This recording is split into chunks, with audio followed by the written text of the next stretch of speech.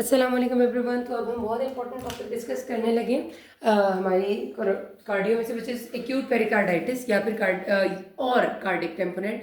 इस वीडियो में acute pericarditis ही discuss हो सकेगा। अगली में मैं आपको फिर जब कार्डिक टेम्पोनेट पढ़ाऊंगी तो मैं आपको इन दोनों के दरमियान में आने वाले पर्टिकुलर डिफरेंस वाले एमसीक्यूज बताऊंगी कि उनमें से आपसे क्या पूछते हैं कि ये कैसे एक दूसरे से डिफरेंट है। तो सबसे पहले बात करते हुए एक्यूट पेरिकार्डाइटिस की। सबको पता है नाम से ही कि पेरिकार्डियम मतलब पेरी नाम लिखा हुआ है, कार्डियम है, इसका मतलब है हार्ट की जो आउटर मोस्ट लेयर है।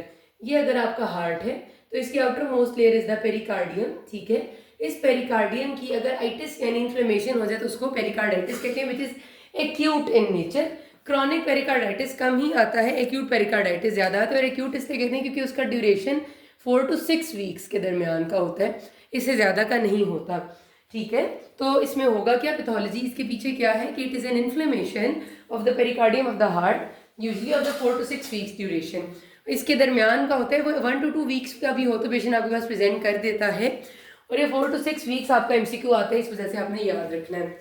इसकी कॉजेज बहुत इंपॉर्टेंट है, इसमें से कॉजेज में से कई एमसीक्यूज आए हुए हैं। पहले सबसे पहली बात तो कॉज इसकी आपने क्लिनिकल फीचर्स की अगर मैं आपको बता दूं कि पेरिकार्डियम की इन्फ्लेमेशन हमेशा sharp chest pain which is relieved on leaning forward, जो आगे झुकने से ठीक हो जाती है। ठीक है, ये आपने याद रखना है लफ्ज़ कि जब हम आगे की तरफ झुकेगा मरीज तो उसका चेस्ट पेन बेहतर हो जाएगा क्योंकि स्पेस मिल जाएगी थोड़ी ज़्यादा हार्ट को।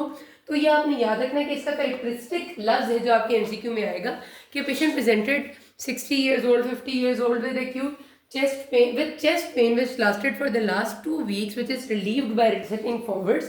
It is accompanied by slight fevers on and off and cough and dry sputum with no sputum. मतलब sometimes आपकी ये चीज़ें हो सकती हैं। ठीक है, फिर आपको बताएंगे कि on examination there was pericardial rub present. इसके क्लिनिकल फीचर्स में मतलब वो तो चलो एग्जामिनेशन फाइंडिंग हो जाएगी, लेकिन वो होती है कि आप कि जब आप हार्ट साउंड सुनते हैं तो उसमें पर्टिकुलर साउंड होती है जिसको पेरिकार्डियल रब कहते हैं। ठीक है, पेरिकार्डाइटिस की बड़ी पर्टिकुलर साउंड होती है, तो वो आपने याद रखनी है।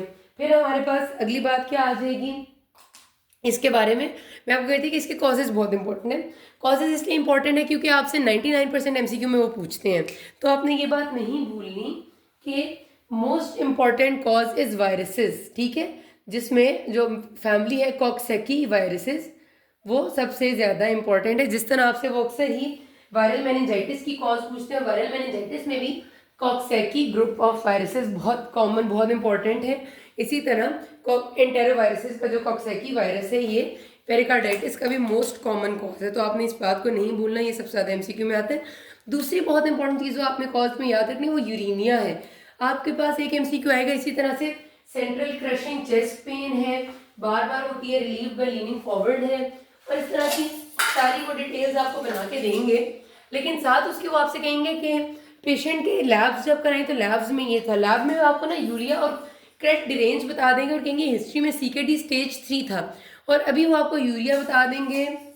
अगर मैं जो यूनिट्स आते हैं एमआरसीपी में उनके मुताबिक बात करूँ तो वो आपको क्रेट दे देंगे तकरीबन 195 और यूरिया दे देंगे आपको 20। ठीक है, और यूनिट्स में फ़र्क है ना, हम जो यूनिट्स यहाँ पर इस्तेमाल करते हैं नॉर्मली उनके मुताबिक भी आप देख लें तो क्रेट हो जाएगा 11 और यूरिया हो जाएगा 236। मतलब आपको साफ पता चल जाए कि डिरेंज हो गया। अब डिरेंज यूरिया और क्रेट जब आपको साथ दिया तो वो आपसे पूछेंगे ना what will be your plan of action. ये बहुत ट्रिकी क्वेश्चन है। ट्रिकी इसलिए है क्योंकि उनने आपको पिक्चर दी है पेरिकार्डाइटिस की, हिस्ट्री दी है सीकेडी स्टेज 3 की, और लैब्स में बाकी सारी लैब्स नॉर्मल है, थोड़ा सा एनीमिया बता देंगे, टीएलसी थोड़ा सा रेज्ड बता देंगे, सीआरपी रेज बता देंगे, और आपको क्रेट और यूरिया ज़्यादा बताएंगे। और क्रेट और यूरिया बहुत ज़्यादा, 11 क्रेट हो और यूरिया 236 हो, ये भी बहुत ज़्यादा है। उससे जब आपको प्लान ऑफ एक्शन पूछेंगे तो आपके जहन में पहली चीज़ आई हुई होगी पेरिकार्डाइटिस। प्लान ऑफ एक्शन में आप लिखेंगे इसकी मैनेजमेंट होती है एनसेड्स और कॉल्चिसिन से। फटाफट आपने कॉल्चिसिन देखेंगे, आप उसको टिक करेंगे और आपका जवाब गलत हो जाएगा।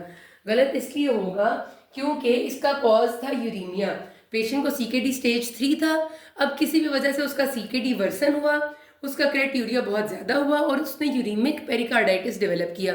यूरीमिक पेरिकार्डाइटिस की ट्रीटमेंट में पेरिकार्डाइटिस को अलग से ट्रीट नहीं किया जाएगा जब तक हीमोडायलिसिस आप नहीं कराएंगे पेशेंट का, यूरीमिया ठीक नहीं करेंगे तब तक पेरिकार्डाइटिस ठीक नहीं होगा। तो उसकी आपकी मैनेजमेंट में आंसर आएगा हीमोडायलिसिस, उनने ऑप्शंस में लिखा होगा। इस वजह से ये इतना ट्रिकी क्वेश्चन है और इसी वजह से इसकी का कॉजेज बहुत ज़्यादा इंपॉर्टेंट है, क्योंकि इनमें से क्वेश्चंस बहुत ज़्यादा आते हैं। तो पहली कॉज कॉक्सेकी वायरस, अगर कॉक्सेकी वायरस उसकी कॉज है, मतलब मोस्ट कॉमन कॉज उन्होंने पूछी है, या सिंपल सिनेरियो जिसमें उन्होंने क्या मोस्ट कॉमन कॉज है, ट्रीटमेंट बताएं, तो फिर ट्रीटमेंट कोल्चिसिन ही है। लेकिन अगर यूरीमिया है तो आपने ध्यान रखना है, ये एमसीक्यू बहुत दफ़ा आया हुआ है, इसलिए मैंने इतनी डिटेल में बताया है।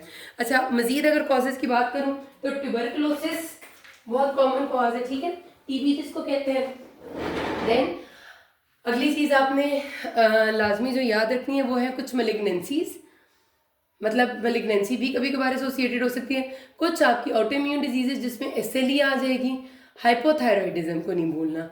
एक आध दफ़ा सवाल पेरिकार्डाइटिस का हाइपोथायरॉयडिज्म के साथ आया हुआ कि पेशेंट वाज नोन के साथ हाइपोथायरॉयडिज्म और सेंट्रल चेस्ट पेन थी रिलीव्ड ऑन लीनिंग फॉरवर्ड, और ज़्यादा चीज़ें नहीं बताएंगी तो भी पेरिकार्डाइटिस आंसर है, ठीक है। अच्छा जी, उसके बाद आपने अगर बात करेंगे हम इसमें ईसीजी चेंजेस और इन्वेस्टिगेशंस की, तो ईसीजी चेंजेस ना, पहली बात जो इसकी में ईसीजी होगी वो आपने ये याद रखनी है कि पूरी की पूरी लीड्स जितनी है आपकी सब में चेंज आ रहा होगा। जिस तरह एमआई में होता है कि स्पेसिफिक लीड्स में चेंज आता है कि 2-3 एवीएफ है तो इंफीरियर है, या कुछ भी है तो फलाना है, इसमें ग्लोबल चेंज होगा। सबसे पहली बात ग्लोबल चेंजेस होंगी, यानी सारी लीड्स में होगा।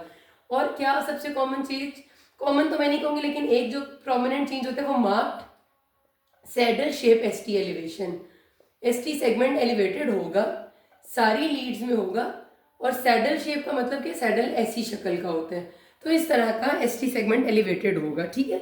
लेकिन most specific marker of acute pericarditis is global PR depression, ये नहीं भूलना, ये एमसीक्यू बहुत दफा आते हैं। वो आपको इसी तरह से सिनेरियो बना के देते हैं एक्यूट पेरिकार्डाइटिस का और पूछते हैं if the given the most likely diagnosis what is the most specific ECG marker, तो most specific is PR segment depression, ये ईसीजी पे हो गया। फिर अगर आप एको कराएंगे तो एको में आपका लाजमी तौर पे आपको पेरिकार्डियम इन्फ्लेम्ड नजर आएगा, ठीक है। उसके साथ साथ आपके इन्फ्लेमेटरी मार्कर्स रेज होंगे, मतलब जो आप कुछ और टेस्ट करा सकें, ईएसआर सीआरपी, वो रेज होंगे, ठीक हो गया। अब आपकी मैनेजमेंट क्या आती है, मैनेजमेंट मैंने आपको बताया है कि जनरली सपोर्टिव मैनेजमेंट होती है और ट्रीट द कॉज होता है कि आपको जब तक कॉज का नहीं पता आप ट्रीट नहीं कर सकते। अगर वायरल है, कॉक्सेकी है, तो आपने पेशेंट को कंफर्ट देनी है, NSAIDs for pain relief and colchicine, ठीक है, ये दो चीज़ें होती हैं उसकी मैनेजमेंट में। लेकिन अगर यूरीमिया उसकी कॉज है तो आप यूरीमिया को ट्रीट करेंगे हीमोडायलिसिस के जरिए। अगर उसकी कॉज ट्यूबरकुलोस पेरिकार्डाइटिस है तो आप टीबी के लिए एटीटी देंगे। अगर उसकी कॉज हाइपोथायराइडिज्म है तो आप थायरॉक्सिन देंगे।